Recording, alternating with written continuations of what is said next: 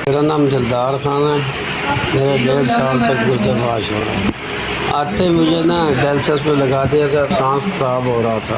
जब आप पहले सामान लेके आए थे, थोड़े दिन गुजरे थे, जब सामान ख़त्म हो कभी उस दोस्त की जेब काटनी पड़ती थी, कभी उसकी कभी उसकी।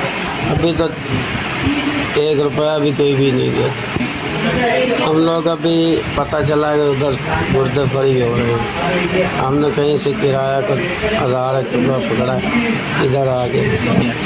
डायलिसिस के बगैर हम जिंदा नहीं रह सकते। डायलिसिस कराया, जिंदगी को सुकून आ गया। 15, 16, 17 लोग आपकी बहुत मेहरबानी। ने आज भी बड़ी डायलिसिस की 3 डायलिसिस के पैसे दे दिए।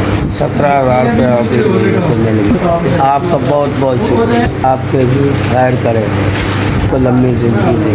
आपको भी अल्लाह की लंबी ज़िंदगी दे। तो मुझे 17,000 रुपये वसूल हो गया।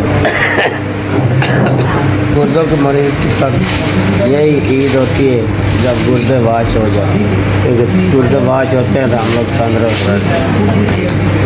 आपने हमारी ईद बना दी। 17,000 रुपये मुझे मिल गया है।